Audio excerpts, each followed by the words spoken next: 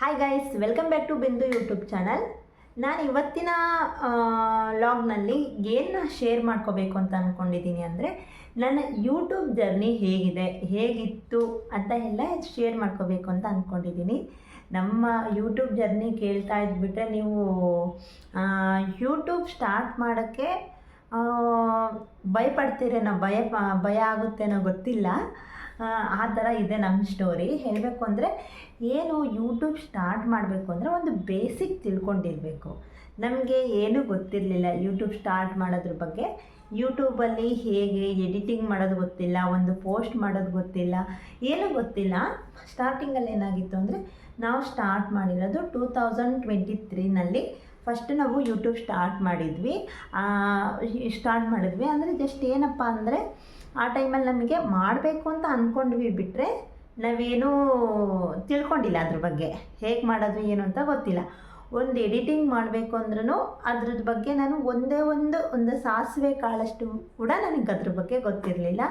ಮಾಮೂಲಿ ಬೇರೆ ವಿಡಿಯೋ ನೋಡ್ತಾ ಇದ್ವಿ, ಈ ಥರ ಮಾಡಿದ್ದಾರೆ ಅಂದರೆ ಅವ್ರು ಹೇಗೆ ಎಡಿಟಿಂಗ್ ಮಾಡಿರ್ಬೋದು ಅಂತ ಹೇಳಿಬಿಟ್ಟು ನಾರ್ಮಲ್ ಕ್ಯಾಮ್ರಾದಲ್ಲೇ ಒಂದು ಸ್ವಲ್ಪ ವೀಡಿಯೋನ ರೆಕಾರ್ಡ್ ಮಾಡಿ ಕಷ್ಟಪಟ್ಟು ಒಂದು ರೀಲ್ಸ್ನ ಎಡಿಟ್ ಮಾಡಬೇಕು ಅಂದರೆ ಒಂದು ಡೇ ಫುಲ್ ತಗೊತಾ ಇದ್ದೆ.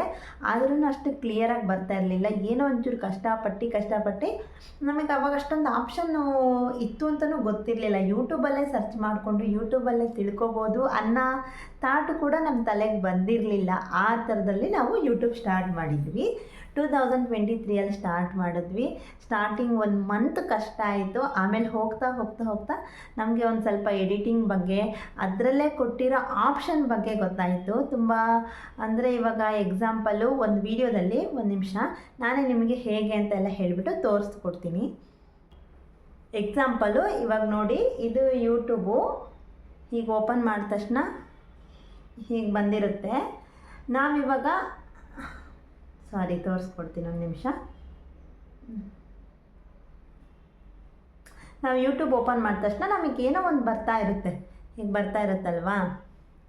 ಹೀಗೆ ಬಂದಾಗ ನಾವು ಯೂಟ್ಯೂಬಲ್ಲಿ ಹೇಗೆ ಅಪ್ಲೋಡ್ ಮಾಡಬೇಕು ಇದು ಗೊತ್ತಿರಲಿಲ್ಲ ನಮಗೆ. ಅಪ್ಲೋಡ್ ಅಂದರೆ ಜಸ್ಟ್ ಹೀಗೆ ಹೋದರೆ ಅಪ್ಲೋಡ್ ಅಂತ ಗೊತ್ತಿತ್ತು, ಜಸ್ಟ್ ಅಪ್ಲೋಡ್ ಮಾಡೋದು ಮಾತ್ರ ಗೊತ್ತಿತ್ತು. ಇದರಲ್ಲೇ ನಾವು ಒಂದು ವಿಡಿಯೋ ತೆಗೆದುಬಿಟ್ಟು ಇದರಲ್ಲೇ ಎಡಿಟ್ ಮಾಡೋ ಆಪ್ಷನ್ ಇದೆ ಅಂತ ನಮಗೆ ಗೊತ್ತಿರಲಿಲ್ಲ. ನಾವು ಸಪ್ರೇಟಾಗಿ ವಿಡಿಯೋ ತೆಗೆದುಬಿಟ್ಟು ಎಡಿಟ್ ಮಾಡ್ತಾಯಿದ್ವಿ, ತುಂಬ ಕಷ್ಟಪಡ್ತಾಯಿದ್ವಿ. ಆಮೇಲೆ 1 ತಿಂಗಳಾದಮೇಲೆ ಗೊತ್ತಾಯಿತು ಹೇಗೆ ಮಾಡೋದು ಅಂತ ಹೇಳಿಬಿಟ್ಟು. ಈಗ ಇದನ್ನು ನಾವು ಎಷ್ಟು ನಿಮಿಷ ಬೇಕು ಅಂತ ಹೇಳಿಬಿಟ್ಟು ಇಲ್ಲಿ ಸೆಲೆಕ್ಟ್ ಮಾಡ್ಕೊತೀವಿ. ಸಾಂಗನ್ನ ಇಲ್ಲಿ ಕೊಟ್ಟಿರ್ತಾರೆ. ಫಸ್ಟಲ್ಲಿ ಸಾಂಗ್ ಯಾವ್ದು ಬೇಕು ಅಂತ ಎಕ್ಸಾಂಪಲು ಯಾವುದೋ ಒಂದು ಸೆಲೆಕ್ಟ್ ಮಾಡಿಕೊಂಡ್ರೆ ಹೀಗೆ ಬರುತ್ತೆ ನಮಗೆ. ಹೀಗೆ ಬಂದಮೇಲೆ ನಾವು ವಿಡಿಯೋನ ಎಡಿಟ್ ಮಾಡ್ಬೋದು. ಎಷ್ಟು ಸೆಕೆಂಡ್ ಬೇಕು ಅಂತ ಹೇಳಿ 60 ಸೆಕೆಂಡ್ ಬೇಕು ಅಂತ ಹೇಳಿ ಟಚ್ ಮಾಡ್ಕೊಂಡಿದ್ದೀನಿ. ಈಗ ನಾವು ಇವಾಗ ಈ ಹೂ ಇದೆ ಅಲ್ವಾ, ಕ್ಯಾಚ್ ಆಗ್ತಾ ಇದೆ. ಈಗ ಈ ಥರ ಮಾಡಿಬಿಟ್ಟು ವೀಡಿಯೋ ಮಾಡಬೇಕು. ಈಗ ಇಷ್ಟಲ್ಲಾಗಿದೆ, ರೆಡ್ ಕಲರ್ ಕಾಣಿಸ್ತಾ ಇದೆ ಅಲ್ವಾ ಅಲ್ಲಿ ಮೇಲ್ಗಡೆ ಸೈಡು, ಅಷ್ಟು ವೀಡಿಯೋ ರೆಕಾರ್ಡ್ ಆಗಿದೆ. ಈಗ ನಮಗೆ ಬೇರೆ ಈಗ ವಾಲ್ ಬೇಕು, ಇಲ್ಲಾಂದರೆ ನನ್ನ ಫೇಸ್ ಬೇಕು ಅಂದರೆ ನಾನು ಈಗ ಚೇಂಜ್ ಮಾಡಿಬಿಟ್ಟು ಇಲ್ಲಿ ಕ್ಲಿಕ್ ಮಾಡಿ ಕಟ್ ಮಾಡ್ತಾ ಹೋದರೆ ವೀಡಿಯೋ ಆಗುತ್ತೆ. ಆಗತ್ತೆ ಹೇಳಿ ನಮಗೆ ಇಷ್ಟು ಗೊತ್ತಿರಲಿಲ್ಲ. ನಾವೇನು ಮಾಡಿದ್ವಿ, ನೀಟಾಗಿ ಅಲ್ಲೇ ಎಡಿಟ್ ಮಾಡೋ ಥರ ಮಾಡಿ ತುಂಬ ಕಷ್ಟಪಟ್ಟು ಮಾಡ್ತಿದ್ವಿ. ತುಂಬ ಕಷ್ಟಪಟ್ಟಿದ್ವಿ. ಸುಮಾರು ಏನಾಯ್ತು ಅಂದರೆ ಹೋಗ್ತಾ ಗೊತ್ತಾಯಿತು ಹೇಗೆ ಎಡಿಟ್ ಮಾಡೋದು, ಹೇಗೆ ಅಪ್ಲೋಡ್ ಮಾಡೋದು ಅಂತ ಹೇಳಿಬಿಟ್ಟು ತುಂಬ ಕಷ್ಟಪಟ್ಬಿಟ್ಟು ಓನ್ ವಾಯ್ಸ್ ಮಾಡ್ತಾ ಇರಲಿಲ್ಲ. ನಾವು ತೆಲುಗು ಚಾನಲ್ ಫಸ್ಟ್ ಸ್ಟಾರ್ಟ್ ಮಾಡಿದ್ವಿ. ಯಾಕಂದರೆ ನಾವು ಇರೋದು ಹೈದರಾಬಾದಲ್ಲಿ, ನಮ್ಮ ಹಸ್ಬೆಂಡ್ ಬಂದುಬಿಟ್ಟು ಈ ಹೈದರಾಬಾದಲ್ಲಿ ಇರೋದ್ರಿಂದ ಈ ಕಡೆ ಸೈಡವರೆಲ್ಲ ತೆಲುಗು ಮಾತಾಡ್ತಾರೆ. ಹಾಗಾಗಿ ಫಸ್ಟು ತೆಲುಗು ಚಾನಲ್ ಓಪನ್ ಮಾಡೋಣ ಅಂತ ಹೇಳಿ ತೆಲುಗು ಮಾಡಿದ್ವಿ. ಯಾಕಂದರೆ ಫ್ಯಾಮಿಲಿ ಸೇರಿಬಿಟ್ಟು ವಿಡಿಯೋ ಮಾಡ್ತಾ ಇರೋದ್ರಿಂದ ನನಗೊಬ್ಬಳಿಗೆ ಕನ್ನಡ ಬರೋದು, ನಾನು ಕನ್ನಡ ಹುಡುಗಿ ಆಗಿರೋದ್ರಿಂದ ಹಾಗಾಗಿ ತೆಲುಗುನೇ ಸ್ಟಾರ್ಟ್ ಮಾಡೋಣ ಅಂತ ತೆಲುಗು ಚಾನಲ್ ಸ್ಟಾರ್ಟ್ ಮಾಡಿದ್ವಿ. ಬರ್ತಾ ಸಖತ್ ಸ್ಪೀಡಾಗಿ ಸಬ್ಸ್ಕ್ರೈಬರ್ಸ್ ಆದರು. ತುಂಬ ಚೆನ್ನಾಗೇ ರೀಲ್ಸ್ ಎಲ್ಲ ವ್ಯೂಸ್ ಬರ್ತಾಯಿತ್ತು, ಸಖತ್ತಾಗೆ ಹೋಗ್ತಾ ನಾವೇನು ಮಾಡಿದ್ವಿ ಅಂದರೆ, ಬೇರೆಯವರ ನಮ್ಮ ಓನ್ ವಾಯ್ಸ್ ಕೊಡ್ತಾ ಇರಲಿಲ್ಲ.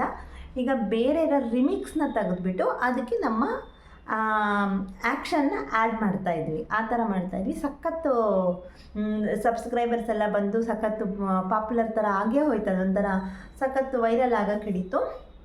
ತುಂಬ ಚೆನ್ನಾಗಾಯಿತು. ಹಾಗೇ 1 ಇಯರ್ ಆಯಿತು. ನಮಗೆ ವಾಚಿಂಗ್ ಅವರ್ಸು 4000 ಇರುತ್ತೆ. 4000 ಅವರ್ಸು 1 ಇಯರಲ್ಲಿ ಕಂಪ್ಲೀಟ್ ಮಾಡಬೇಕು. ಇಲ್ಲಾಂದರೆ 10 ಮಿಲಿಯನ್ಸ್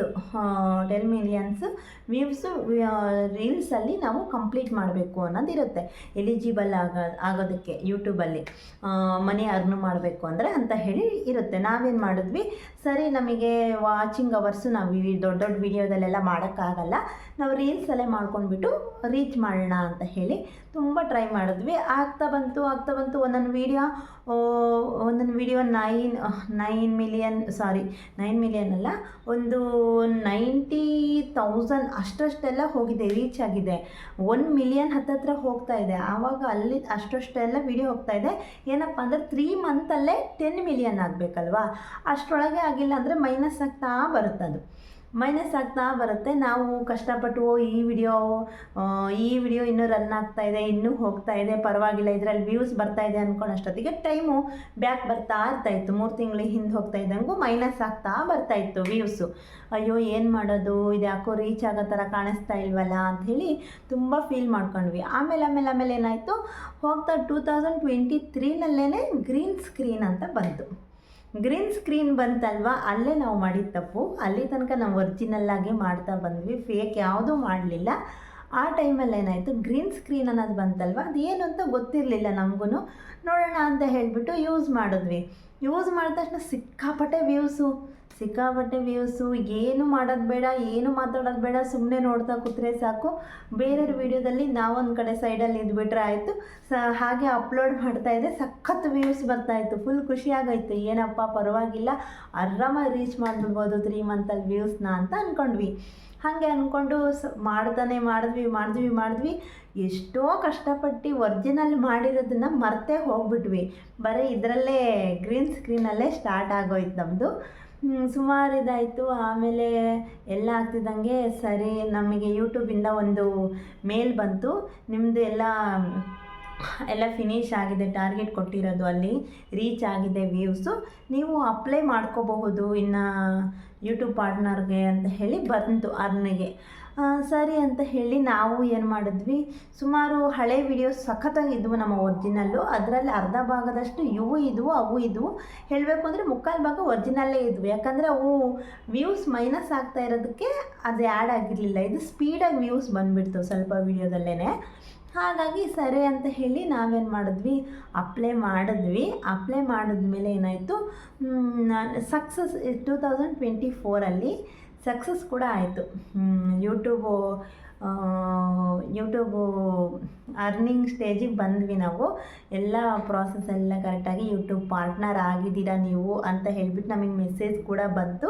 ನಮಗೆ ಹಾಗೆ ಒಂದು 10-15 ದಿನ ನಾವು ಡೈಲಿ 3 o'clock ಅನಿಸುತ್ತೆ, ಮಿಡಲ್ ನೈಟ್ 3 o'clockಕ್ಕೆ ನಮಗೆ ವೀಡಿಯೋಗೆ ಬಂದಿರೋ ಅಮೌಂಟು ಆ್ಯಡ್ ಆಗ್ತಾ ಬರುತ್ತೆ.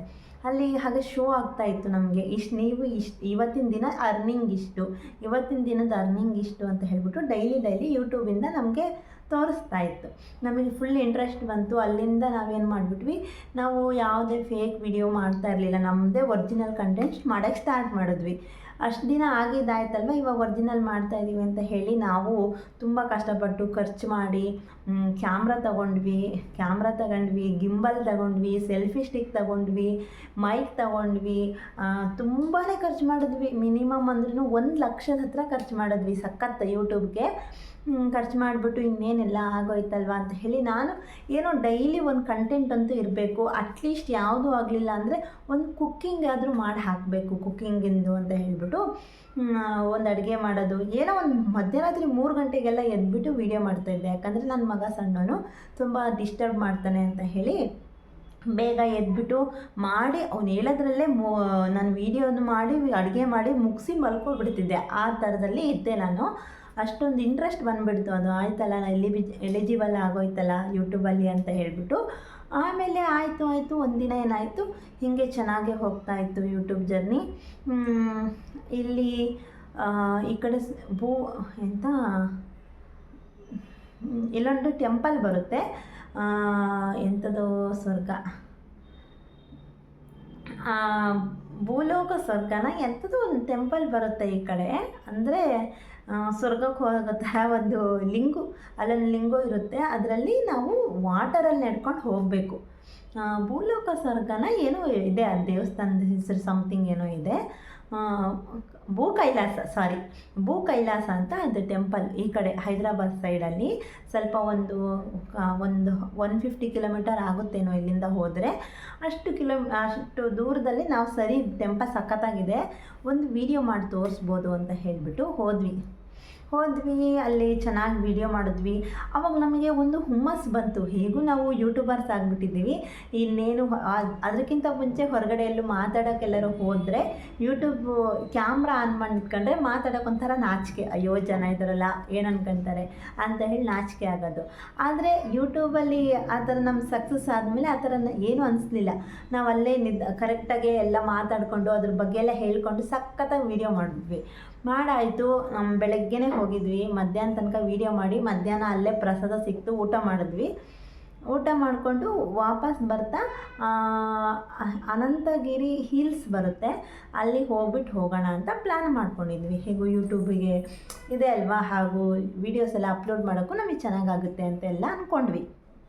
ಸರಿ ಅಂದ್ಕೊಂಡು ಊಟ ಮಾಡ್ತಾ ಕೂತ್ಕೊಂಡಿದ್ವಿ.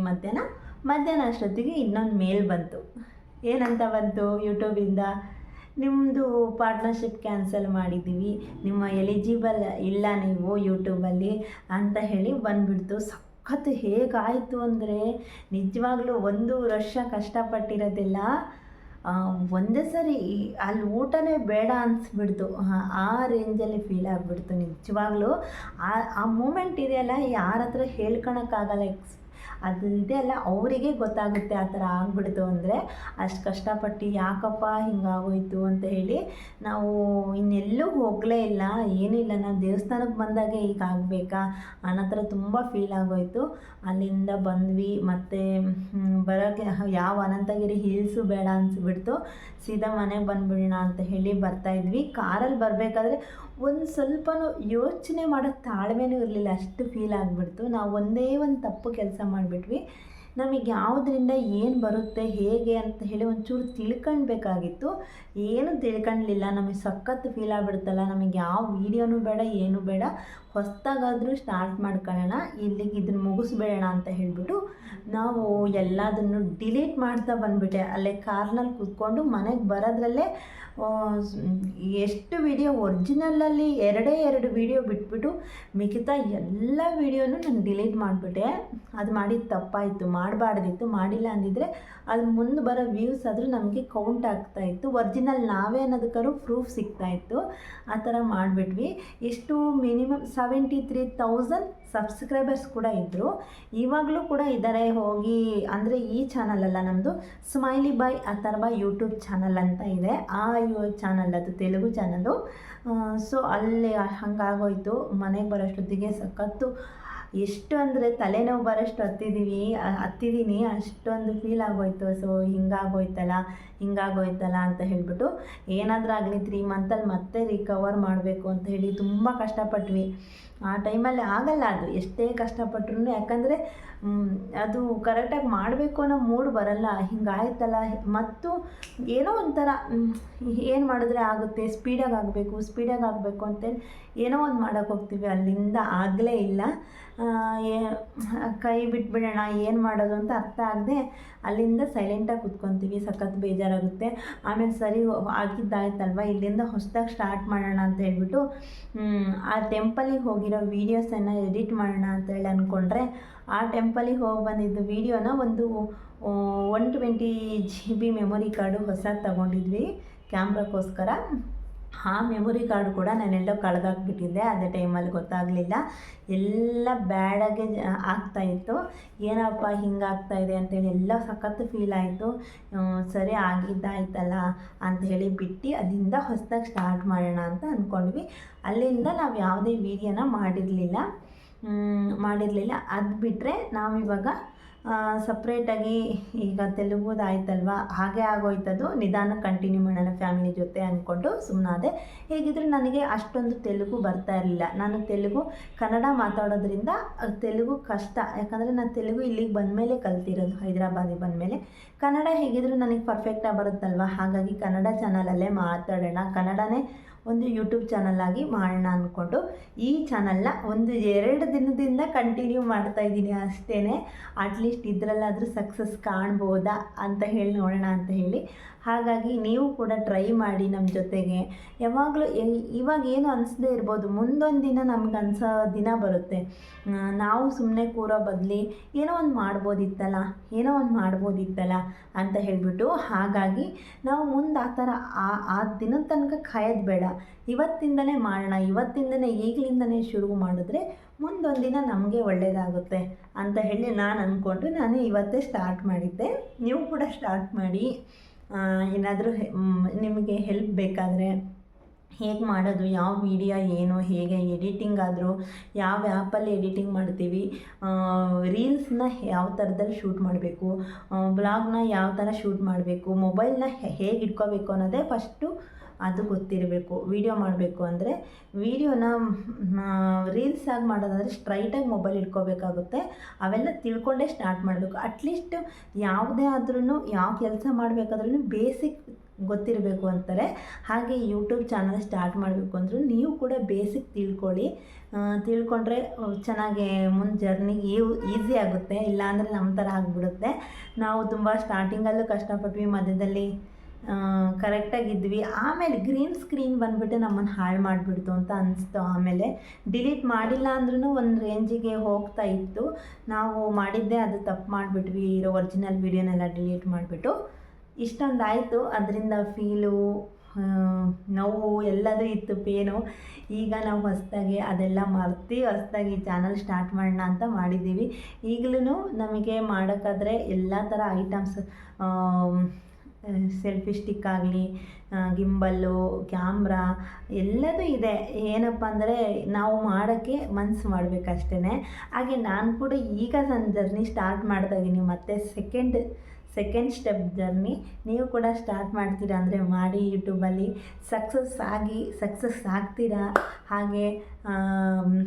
ಹಾಗೆ ಸಬ್ಸ್ಕ್ರೈಬ್ ಮಾಡ್ಕೊಳ್ಳಿ, ನನಗೂ ಸಕ್ಸಸ್ ಆಗಲಿ ಅಂತ ಹೇಳಿ ಹಾರೈಸಿ, ಪ್ರೋತ್ಸಾಹಿಸಿ. ನಮ್ಮ ಯೂಟ್ಯೂಬ್ ಚಾನಲ್ನ ಸಬ್ಸ್ಕ್ರೈಬ್ ಮಾಡ್ಕೊಳ್ಳಿ, ಶೇರ್ ಮಾಡಿ, ಕಮೆಂಟ್ ಮಾಡಿ, ನಮ್ಮ ಚಾನಲ್ ನೋಡಿ ಏನನ್ನಿಸ್ತು ಅಂತ ಹೇಳಿಬಿಟ್ಟು ಏನೋ ಒಂದು ಸಣ್ಣದಾಗಿ ಮುಂದೆ ಯಾವ ಥರ ವೀಡಿಯೋ ಬೇಕು ಅಂತ ಹೇಳಿದ್ರೆ ನನಗೂ ಒಂದು ಈಸಿ ಆಗುತ್ತೆ, ಏನು ಮಾಡ್ಬೋದು ಅಂತ ಹೇಳಿ ಗೆಸ್ ಮಾಡೋಕ್ಕೆ. ಯಾರೋ ಒಬ್ರು ಏನೋ ವೀಡಿಯೋ ಕೇಳ್ತಾ ಇದ್ದಾರೆ, ಒಂದೇನೋ ಅವರಿಗೆ ಯೂಸ್ ಆಗೋಂಥ ಈ ವಿಡಿಯೋ ಅನ್ನೋದಾದರೆ ನಾವು ಮಾಡಿ ತೋರಿಸ್ಬೋದು ವೀಡಿಯೋನ.